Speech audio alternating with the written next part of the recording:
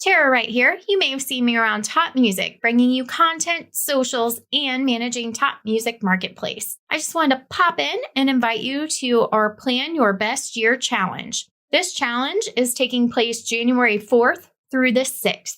Each day, we will unpack what actually happened in 2022 and how we can use that information moving forward in 2023. We will also give you a homework assignment each day for you to complete and share. And when you do this, you'll get the opportunity to win one of our many amazing prizes. We'll set up a pop-up Facebook group where we will go live each day, and it will give you a place to share your homework, ask questions, and enjoy the cohort group experience. Register at topmusic.co/challenge to sign up for this challenge. I hope to see you there.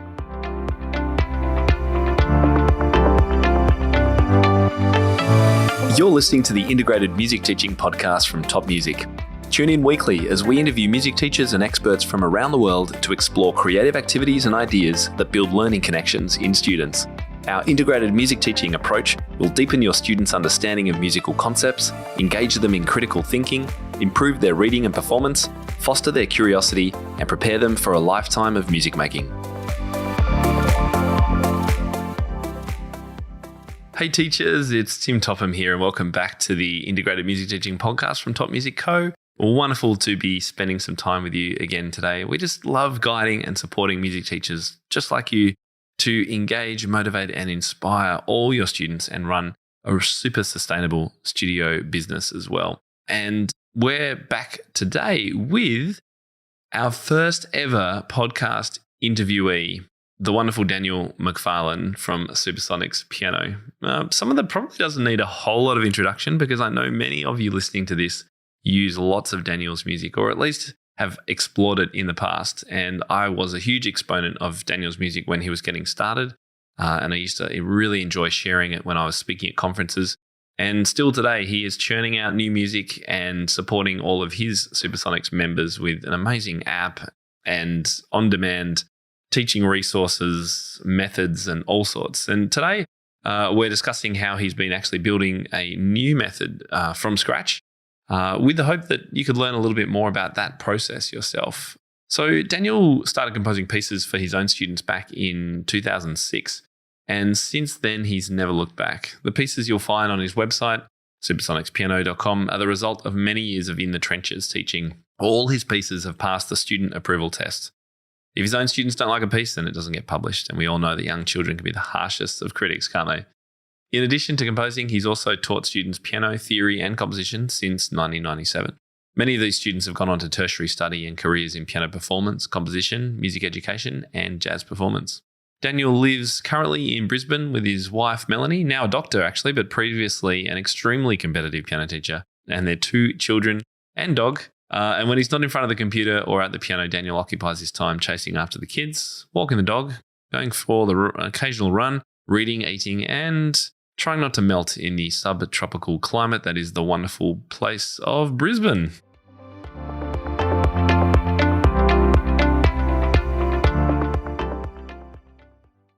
All right, Daniel McFarlane, welcome back to the show after, 300 episodes later, you're back. It's great to see you. Well, you've obviously been busy, so that's good to see. Well, it was, you were actually my first ever guest, March 2015, when it was called the Tim Topham TV podcast. And we talked all about student composition tactics, and you gave us all basically a composition lesson. It was so cool, and a cheat sheet, which I still have today and I still use it. And for anyone listening who haven't checked that out, topmusic.co/episode 1 is the place to go and get that. And you can also watch the episode on YouTube because Daniel's actually at his piano and demonstrating things. It was super cool. Lots has happened since then, Daniel, for you and your company and your family and everything. So much to catch up on. But before we get into that, I thought it might be fun to do a little week in the life of Daniel McFarlane these days. So everyone will probably know you as the creator of Supersonics Piano, incredible composer, but you also still teach and you're a family man as well. So tell us, what does a week kind of look like these days for you? Well, for me, school days are obviously school days and there's the mad rush to get the kids out the door. So I generally do mornings with the kids. So we'll get through their piano practice and all the other. Before school piano practice. Yeah, we're trying to get that's impressive. Piano practice happening. So piano practice, and I mean they also play. I mean, we've got one saxophone and drums and some vocals, and yeah, we've got You got a whole band. You've got 2 kids, is it? Or 3? Just the 2 kids. 2, yeah. 2 kids, many instruments though. So getting them off to school and then whatever. And afternoons, my wife generally does like the kid run. So I'm still doing some teaching because I love teaching. I don't think I'll ever stop teaching because, I mean, I enjoy it. And also there's the immediacy of when I do something new, I don't have to wait until I get feedback. I can just wander downstairs, and if there's an appropriate student that afternoon, then I can go, hey, what do you do this? Yeah. Which is nice. So this is, so all the new products and everything I do, they go via my students first, which is, I mean, why I've got to keep, if I'm teaching, I need to have enough students that I have a wide range so that I can have a nice base to experiment on. How many students have you got at the moment, Daniel? I think it's only 50 something. Only 50. Now, look, anyone listening to this who knows anything about you, I mean, you are prolific with the music that you create. And you have, I mean, we'll probably dive into it later, but Supersonics has an app and you're updating things and you're bringing out new methods and you're updating those. And how do you do that and be a father of 2 kids and also teach 50 kids? Well, I mean, I managed to squash all the kids. The majority of my teaching is Monday to Wednesday afternoon. Then I do Saturday morning, and then there's some others sort of around the place. There's some adults during the day and some of my older students who have finished high school and whatever. So, I mean, it's not as intense as it sounds. And also, in terms of teaching, I mean, I don't have to do a huge amount of prep work for the teaching that I do because, I mean, obviously I teach my materials and in terms of teaching for such a long time now that I feel I'm fairly well across what we need to be. And so teaching is, I feel like that's very enjoyable for me to do. And it's not a huge like imposition or anything on my day. I look forward to teaching every day, and they're a great bunch of kids. But when we had music schools and other teachers and whatever, I think I was up to about 130 odd students. I mean, that's a while ago now. I can't imagine doing that now. I couldn't do it with a family because I do all day Saturday and I start 7 to 6 on a Saturday. And so it was a bit crazy back then. But these days I find it quite easy and quite enjoyable, which is what you want to be. Because this is what I think a lot of teachers should be able to get to with their teaching, where you feel that the students are so self-reliant in terms of learning notes and having an input in what they want to play and how they're going to learn it and being self-sufficient with what they're doing at home and whatever, that you come in, you don't feel like you're having to climb up that mountain every lesson. You come back and you go, okay, yep, where are we going? Yep, okay, yep, going in the right direction, wonderful. I think there's an element there of, I mean, you're well known in the industry and you would be well respected, and students and their parents would seek you out probably. What I want to get across is that this is the position that if teachers listening position themselves in the right way and set themselves apart from other teachers, they can have a studio full of students like you who really want to be there and who they really want to teach. It's when you're perhaps just getting started or you haven't really found your feet yet and you're scrounging for any student you can get that you do have that situation where it's like, oh, I've got to teach this student again. And we've all been there at some stage. Not to say that some of my students aren't challenging, because I mean, some of my students potentially don't even really know that I compose. I mean, they know I compose, but because of what we do, they come across how am I teaching, like my methodology and beyond, but it's not actually covering my repertoire all the time. And other kids, because they just get the book, they don't even really know the name on the front cover is. And so some of them will go, oh, did you write all these? Oh, there you go. But most of my students all the way through my teaching career have mostly been referrals and word of mouth. And I think that's a good way to build up. And these days, I prefer to take on the more challenging students, the ones that, okay, they want to play the piano, but having this issue, or they're having problems with this, or they don't want to do it because of this. I don't want the easy ones, the ones that I can say, okay, yeah, let's do some work. And that you can see that, oh, yes, I've really done something for this student, because that's for me is the interesting thing. I think that's how it's good for the student as well. You don't want these ones that, I don't know, anyone can teach. I want to feel like we're getting a bit of a challenge. Yeah. So, do you tend to take quite a few transfer students from other teachers where they haven't quite worked out with other teachers? Yeah, historically that was my bread and butter. So that's how I got the student numbers up, because if you get a transfer student and you do a good job and you work out, and the good thing about a transfer student is that a lot of the time, if they're like willingly transferring from the old teacher, they're not coming over because the old teacher retired or did something. If they're coming over, it's generally, they want to be there. They're looking for, okay, I want to get piano. I want you to show me how I can do what I want to do I'm not currently able to do.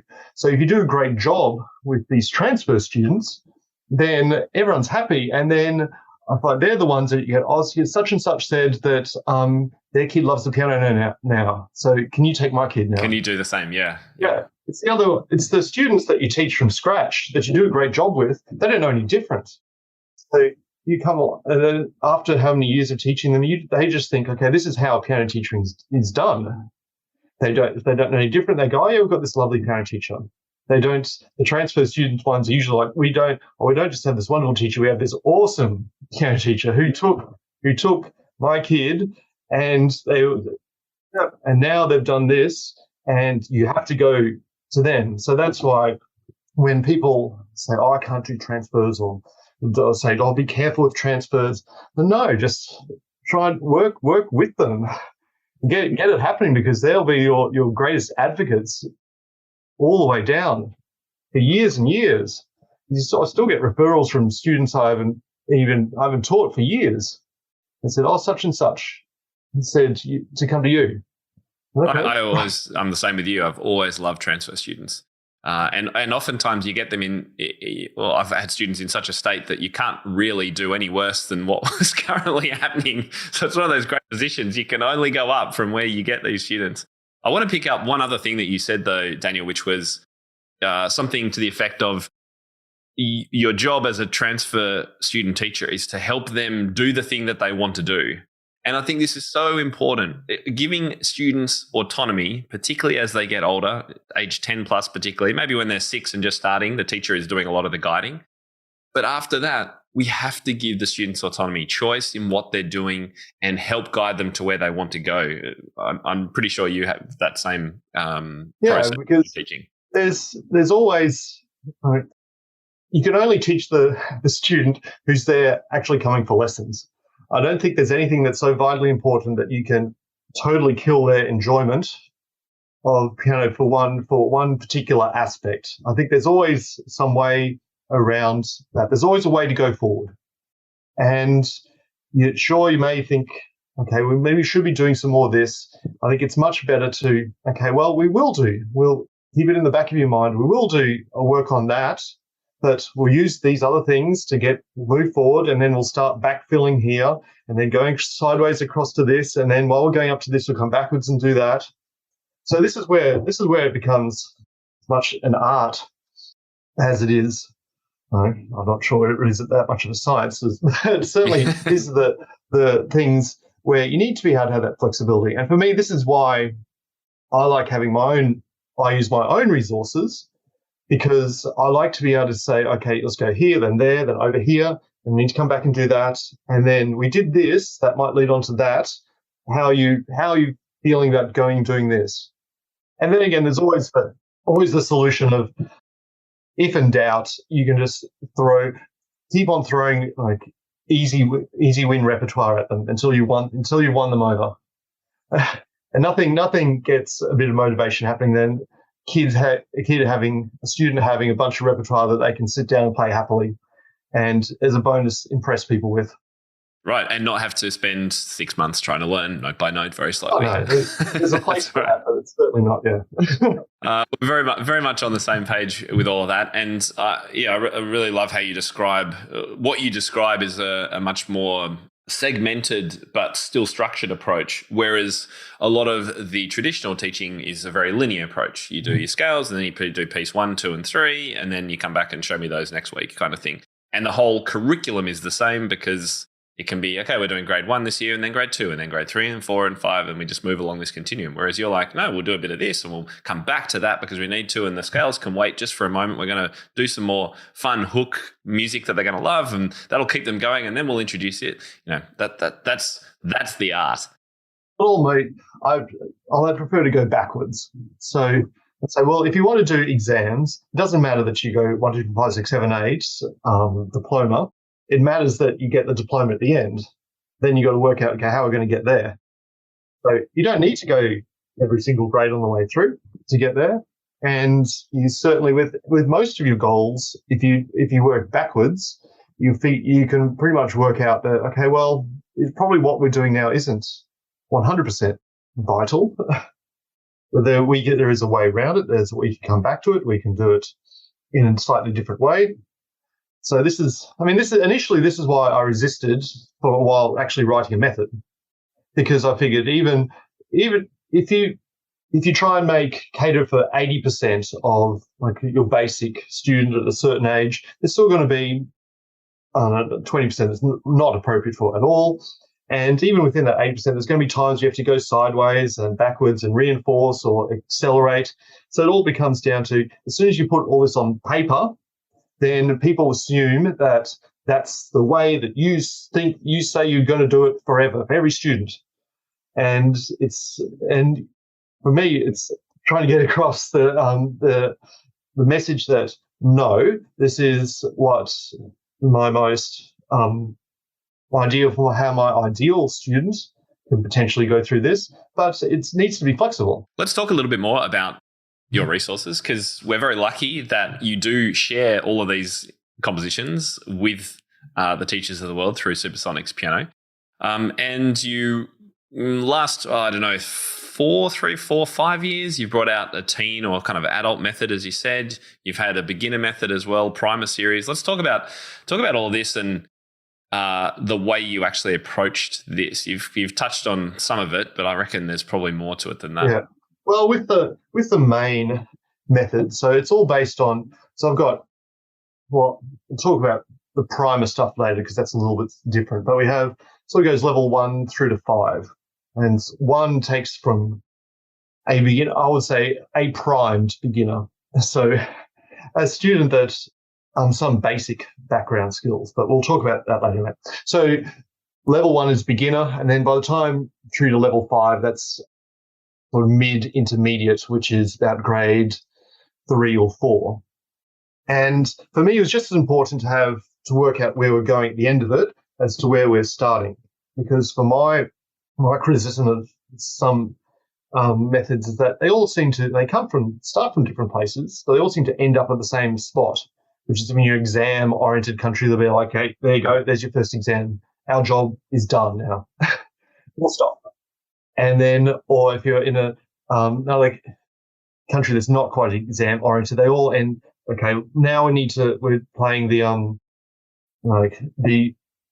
works by the great masters, a set of pieces. Okay, I need to learn your Baroque and your classical. I need to do this, and I wanted to make it a bit more open ended in terms of the skills that students had at the end. So I wanted them to be able to have played comfortable working, not only in all the keys, but also in working some modes and blues and pentatonic, and being able to read a lead sheet and being able to do some arranging accompaniments. And what else have we got there? Working unusual time signatures. So I put all these things into it that I want at the end. So if a student had finished all 5 books, they would have this wide-ranging set of skills that they could then use. And then I'll pull that back down to, okay, how do we do that from the start? So we need to establish what's good musicality and being able to have a good musical ear, and then good technique and all these things. So we built it up from there outwards. And so that was the idea with the method. And that took,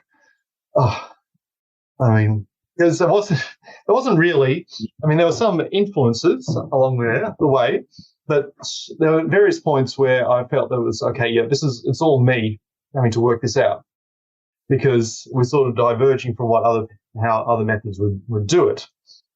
So that was the tricky bit. It's actually the easiest bit was once you hit about grade 1, which is sort of late elementary, once you got the student to that, then it becomes reasonably easy. Because they've got a base level of skills that can then broaden out to a multitude of different areas. And also, hopefully, because they can learn pieces efficiently enough that then you can start challenging their ears with all these other things. So I prefer to delay some of the sounds that they're totally unfamiliar with. For example, some of the classical sounds, they're familiar to you and I and to teachers. However, the students may not be quite as familiar with them. And what kind of sounds do you mean? As in just like the Baroque, classical, romantic, even these sounds. And to be honest, the little pieces that they write now, particularly, a lot of them aren't particularly wonderful. And they were composers teaching pieces back then. I think some of these composers will be horrified. They're saying, "What? You're using my works like this? Why? Oh, it's a repertoire piece. Good stuff." Yeah. So I prefer to make it so to introduce those sounds a little bit below the standard that they're at, and also with very accessible sounds. So, for example, you get to whatever standard you can play your regular pieces at, come in with all the classical music. I call it historical repertoire, just so that they get the idea of, okay, yes, can be very old music, and yes, I'll need to get my ears sort of tuned into what sounds are there. And so it's always a quick win for that. So they can go, okay, learnt it. Okay, that was easy. We're not hammering them over the head with this repertoire. And so they come in. So this sneaky stream of historical repertoire comes in, and before you know it, they're quite happy playing it, rather than putting the veggies in the. Got to do this big thing here, and it's all these new technical skills, and you're not getting the sound right. It's got to be lighter. And like putting the veggies in the bolognese. Yeah, as you go, and stuff like that. So this is how ideas I had with the main method. And for me, when I teach it, I'm quite happy with how it works, because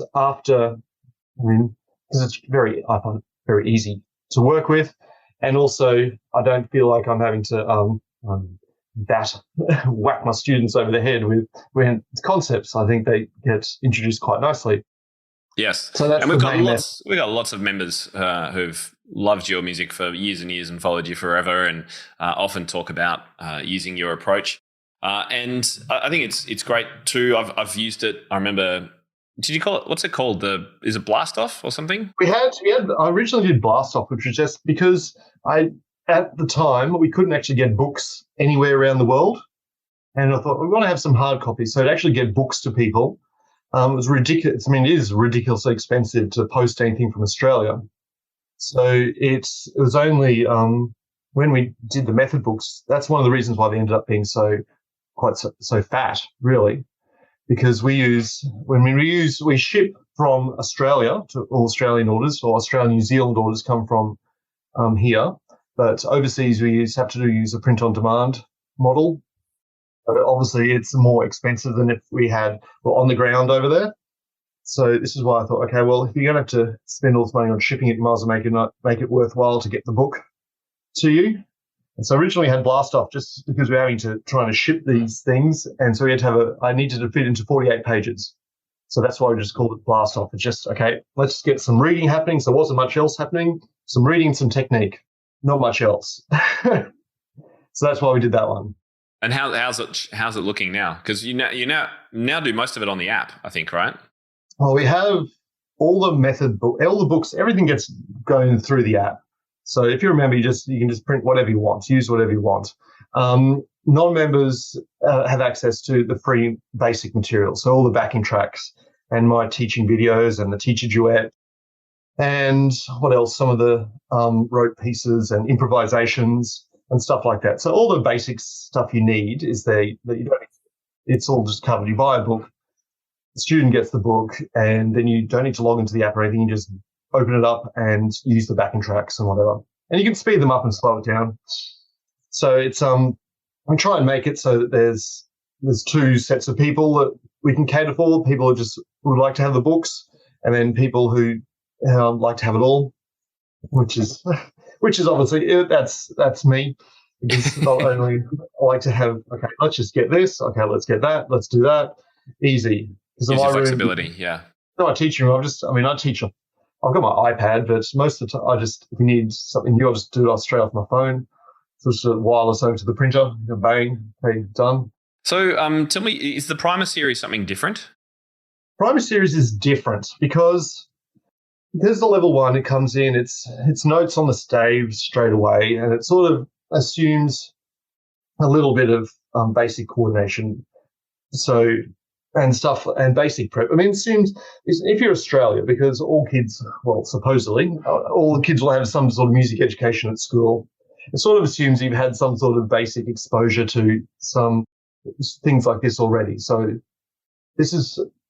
what I wanted to do with the primer is to really take the essence of the word prime.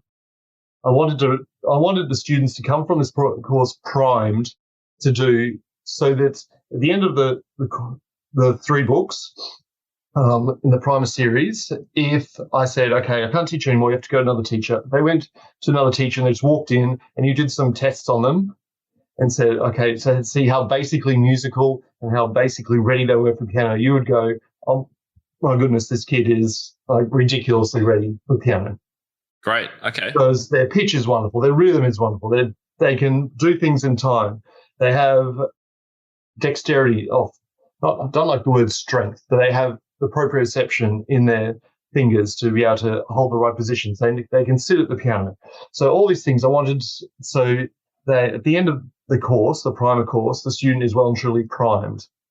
And then because I hadn't written anything like that before, I thought all the stuff that I've been taught and researched over the years. So when I was at university, we did Kodai, and that's a big thing in all the schools around here, obviously.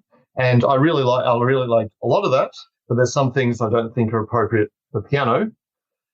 So I took the things I liked out of that. And then I've done some training and a lot of extra reading in Dalcroze.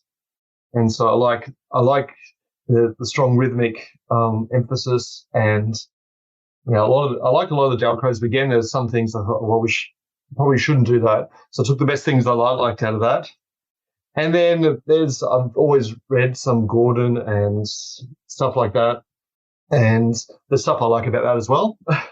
And then in terms of piano technique, I like the whole arm approach to starting off. So I wanted to do something like that. So putting all these things together, and then I thought, okay, well, there's nothing really like that. So you just go to it. Well, it's good, because had I found something exactly the way I wanted, I wouldn't have bothered. I would have just said, okay, just go use that. But as I did it, I couldn't find exactly what I wanted.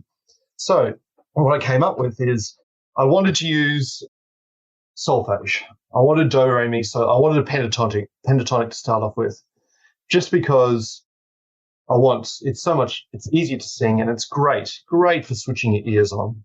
So, and the good thing about it is if you start with so and mi, which is in G and E for my primer, with both hands, you go on, the first piece you play is a 2-handed piece with your strongest fingers.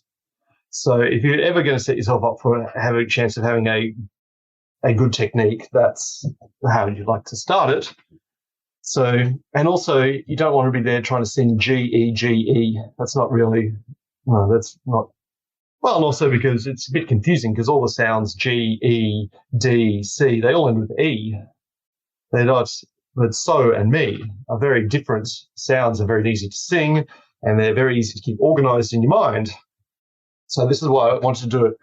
But then, so we start with so and mi, and we add la, we go down to re, we do do, and we do a lot of body using your body as an instrument as well. So obviously, if you're listening to this, you can't see it, but when I get the kids to prepare for their songs and we singing there on the carpet, sitting down singing, la, they stick their hands up in the air, so they touch their head. Mi is on their shoulders, re is on their tummy, and then do is down on their lap.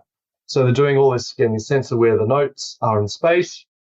And then when you go into the instrument, they start off, they only end up, because so and la, G and A are your two strongest fingers on your right hand, and do, re, and mi are your strongest fingers on the left hand. You don't need to worry about what your thumb's doing or your pinky. And yeah, so if we go like that, the first book starts off a version of pre-stave. So we just have little boxes where you put a dot where the note is. And the one thing I didn't like about Kodai is that I don't think tars and TTs, so crotches and quavers, or what's the quarter and eighth notes. Quarter and eighth notes are all that wonderful for young pianists because it's just too fast. So because you should be doing that slightly slower movement if you want to try to encourage that whole arm technique. So my way around this is you just have either play or rest. So for whole three books, there's only play a note or rest. So you don't have to hold any long notes. You don't have to subdivide the beat or anything like that. So it's either play or don't play. So which is very easy to stick with the beat. And so they start off like that. So and it's very easy to dictate as well. Students write their own pieces quite easily. And all you have to do is write a piece, put a little dot in the box, so la, so mi, put it on your body, sing it, do it away from the instrument, jump on the instrument, play it, sing it, done. Sounds great, yeah. And so the first book had this we also have, jumping around a little bit, we also have a memory stream, which in the first book starts with simple nursery rhymes and body games, doing right and left, so they have to memorize little things each week. The second book that moves into simple rote pieces, and then the third book moves into more advanced rote pieces. So they're getting the stream of organizing their pieces or organizing sounds within their head. We also have finger tap things, which drill your finger numbers and along with coordination. So even though we don't play with your thumb or pinky on the instrument, we do work away from the instrument. So when you come to play it, you're well and truly ready to go. On the second book, we're on the stave and we do the same set of notes. And again, much better. The third book, we just introduced some simple articulation, some two-note slurs and some staccato. And that's pretty much it. And by the end of it, yeah, I was actually amazed when I started testing it out that there's one girl in particular I remember. Her mum is a singer, and she came for lessons saying, look, she walked in the door apologizing, saying, look, I'm a singer, but I'm pretty sure that my kid is tone deaf. Okay. Like, they can't sing. I'm like, really? And by the end of the first book, she was singing in tune. And singing and playing in tune. I'm like, yes, she can do it. And the mum was like, I didn't think she'd do it. But I didn't think she did. For the first few weeks, I didn't think she'd do it either. But then she can do it. She got there, yeah. Yeah, so all these kids now who are coming from the primer, because we've done this work, they will sit at the instrument, play with one great technique and play these little pieces in time because I never used the backing tracks. I've never had so much to work out was with these little ones. And it's great. And it's even easy. We hit the level 1 book next after that. And I'll go, okay, well, this kid's practically teaching himself already. Which is what I want. And even if you don't like my regular 1 through to 5, if you prefer another approach, I certainly think the primer would be a good introduction just because, the results you get from it, whatever you go afterwards, the little kids, and you would just go, yeah. It's probably one of the things I'm more proud of because, it took a lot of research, it took a lot of playing, experimenting to get it right. And yeah, now I'm super happy with the results of that. Unfortunately, because if you only take elements of this and elements of that, then so I can't really say it's a certain, you can't go, it's Kodai or it's Dalcroze or it's Gordon. It's a bit of this, a bit of that, which then it's probably silly from a marketing perspective for me, obviously, because now I've got to explain to people. But I mean, this is what I think is 100% the best that I could do for this. Totally coming off a clean slate, going in and working it out. Yeah, and asking yourself, what is the best approach, in your opinion, to get there? I actually think it is. I think it's good marketing because you've taken the best of multiple approaches. I love that there's singing, that there's movement, that there's composing from the start. That mix of approaches, actually strengthens what you're doing because you're not down one single track. And I remember that's quite a similar story to what the Piano Safari people did by observing like what are like lots and lots of people do. What are the best elements of what everyone's done? And that's really similar to what you've done as well. I think the addition of backing tracks is always great, and just reiterating the singing. If you can get kids singing from the start, you don't get that situation where you try and get them singing for an oral test or an exam or something like that 3 years later, and it's the first time they've ever done it. Of course, they're going to be shy and awkward and maybe not very good at it. If we can get that from the start, it's so much better. If you sort of hide the singing, it's you don't want to put a spotlight on kids, especially when they walk in their first lesson and go, okay, sing. Correct. So, but we'll sit on the floor and say, okay, here's so, put your hands on your head and sing so. And then so put your hands so, and because it's singing and something. It's okay. Yes, this okay, is what we do. Put your hands on your head and you're sing. doing it as well.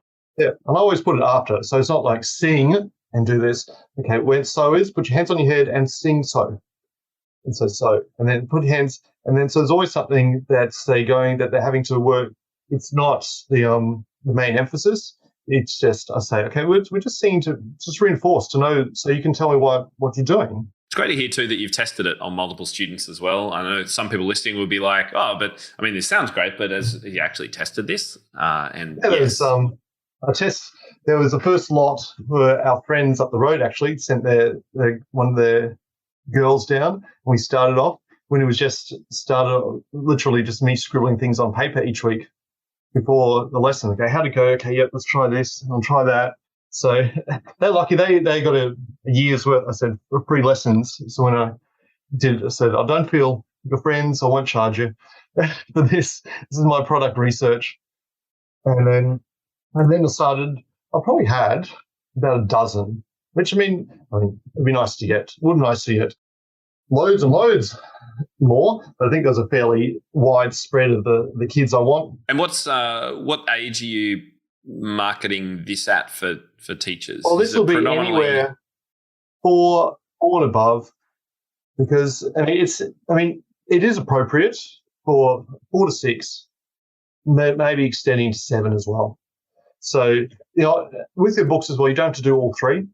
So you can either do the first book, and if you go, okay, yeah, they're primed, inverted commas, they're good, then you can go off and do something else. Or you can do the first 2 books.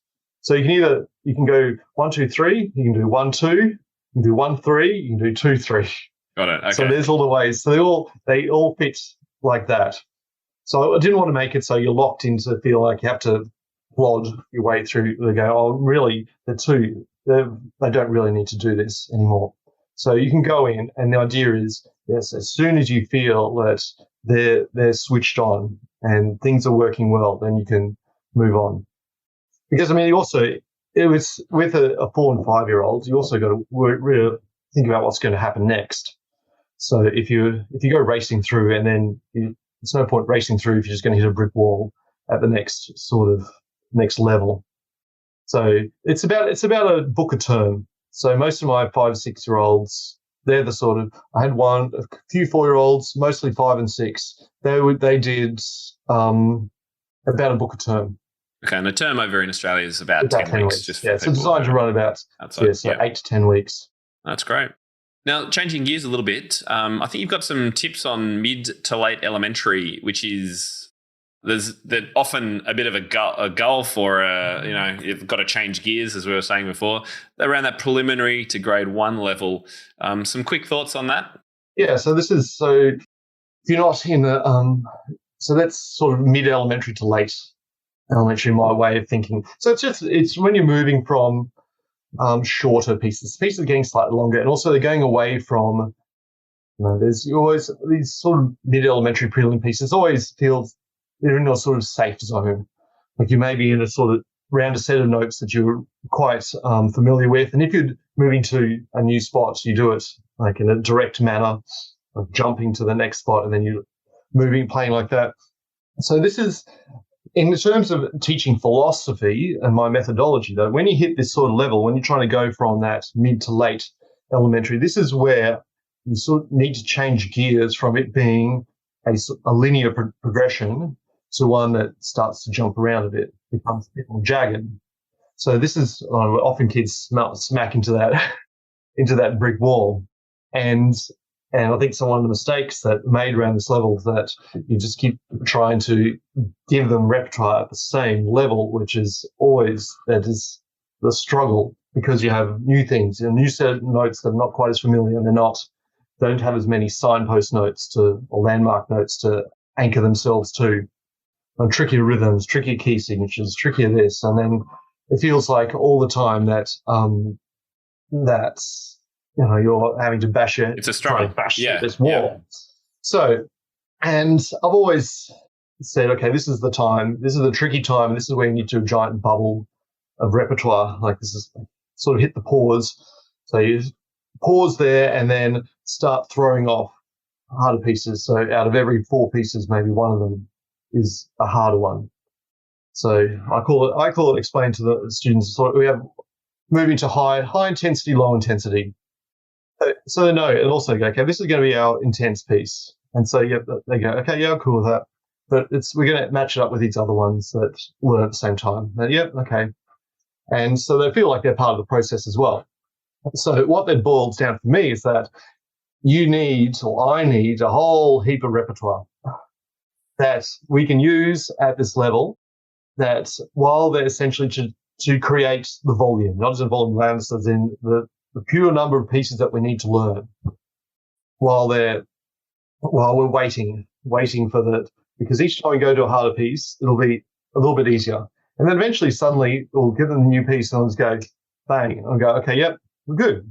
And we're on now. But while we're waiting for that, we've got to do all this huge volume of pieces. So what I've been doing lately is starting to do more themed works around this level. And so then I can start putting some of the sneaky little things in as well. So what do you mean by themed?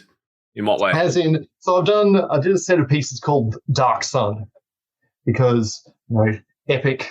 You go back to that first composition thing, we talk about some of the little tricks to make an epic sounding piece. There's throw everything at them. And so this is bang, these all epic. So Dark Sun is, you're in starships like battling around this dark sun. So we've got pieces called Imperius and Goliath, and so these epic, like giant big bass repetition of these themes, jumping all over, jumping around the place. But then I thought, okay, while we do this and make it so that there are about 6 pieces in each, make it so we have a little bit of some sneaky things in there. So I'll put in a slightly sneaky time signature.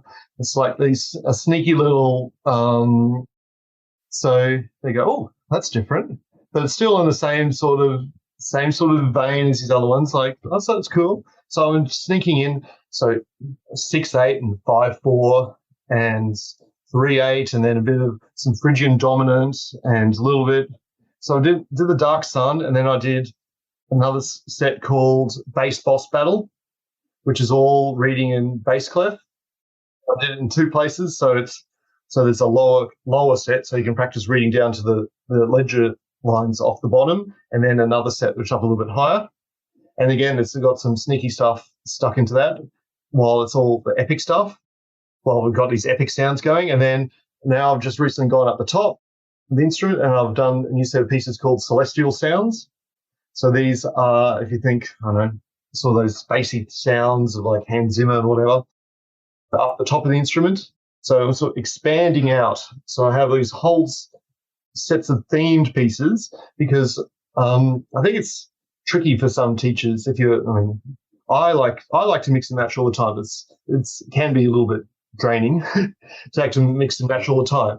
But so instead you can pick up this set of pieces and go, okay, well now, bang, I've got 6 pieces that the kids are going to like, that are all at the same level. But you know what? We also get to do this. We do this. We're doing there's variety within that. So you can pick it up. Yeah, so, okay, do these bass pieces, do these other set of pieces here. Oh, now we're moving up to the top of the treble and do some pieces up there. And then next, I've got a tower challenge plan next, which is moving up the stave. And so the goal of all of this is it's been called repertoire-rich learning. So instead of just a few pieces a year that are really hard and take forever, we mix that up. We have a few of those, but at the same time, we build their skills with easier pieces that they can achieve then and now, and also ones that are really, they sound great, but as you're saying, they sprinkle in some of the challenges that they're going to come up in these other pieces. I just wanted to make it not just a feeling like you, I'll take some of the guesswork out of putting these pieces together, because if you play these set of pieces, you're going to get, the kids are going to be happy because it sounds pretty epic. But you're going to be happy as well because you have all these extra little things that it's sprinkled throughout them. Then you go, hey, we've ticked off this. So I've always called it, that high-low intensity. And then the way I break it up, it's the high-intensity pieces. They're the ones where I explain to the students that, look, it's not just purely about your enjoyment. This is where you take into consideration external things as well. So like your exam pieces, concert pieces, whatever. So you not only have to get these pieces to a level that you're happy with, but you need to take into consideration other people's perspective and views on how you play the piece. So if you do all pieces like that all the time, it can be pretty disheartening. That's right, yeah, because you're forever just kind of hanging on at the level of your technical ability as well. That's why the exam express can be such a challenging thing to be on. And that's why we encourage people to mix things up as much as possible. So that's my rule for the high intensity. And then going down low intensity, my only rule is that, the students must either choose it or at least go, I want to play that. And then it can't take more than about 1 to 3 weeks to learn. Yes, yeah. Yeah, so that's why. So this is how I split it up for them. And then some sort of go, there's a little bit of grey area because some of the pieces go at the end of when we learn it to acceptable, stand it off and go, okay, what do you want to do with this piece? And sometimes, okay, I had enough.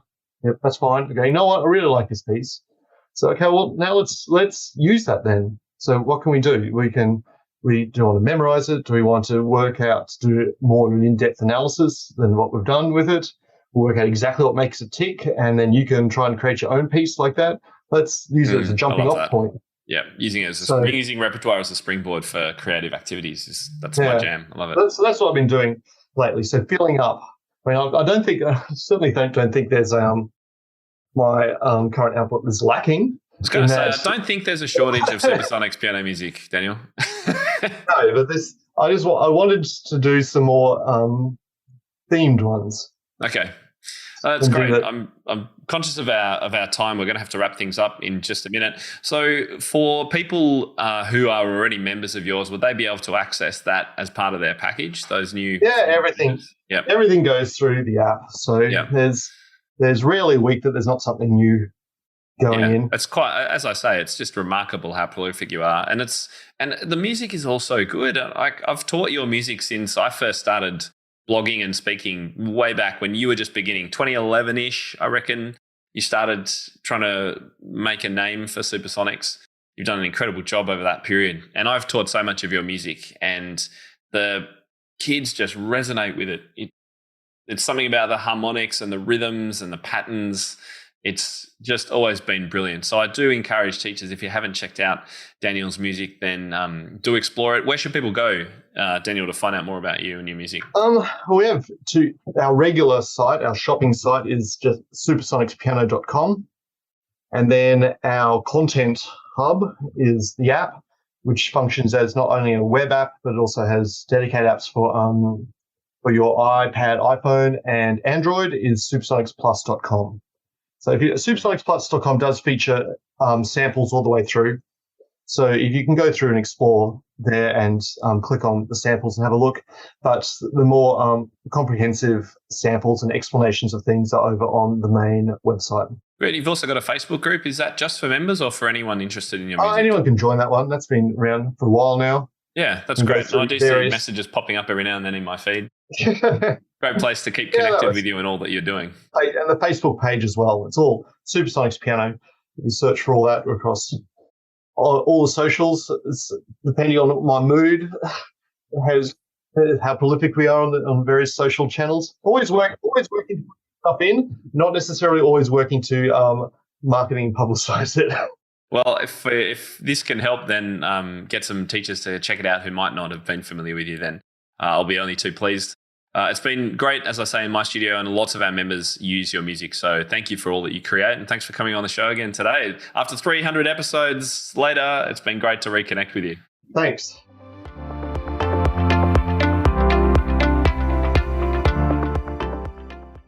Well, that's the end of the show for this week. Next week on the podcast, we're covering a topic that I really don't know why I haven't covered in the previous 300 episodes, because it's something that's come up all the time. You see it at conferences. I've experienced lectures on it and workshops, and there's a bit of buzz about it now. And what I'm talking about is, of course, the narrow key piano crusade, we might call it. And next week, I'm going to be interviewing two of the main sort of leaders of this in America and also Australia, Linda Gould and Rhonda Boyle, who have been really working incredibly hard to get information out there about narrower keys for piano keyboards to suit smaller hand shapes. So if this is something that you've been interested in, then make sure you tune in next week. We're going to dive into where the actual process of getting narrow keyboards is at, a little bit of the history and what's in store for us in the future, including some of the very first digital pianos featuring narrow keys, which is pretty cool. So I'm Tim Topham, and I can't wait to speak to you again next week. Bye-bye, everyone. Have a great weekend.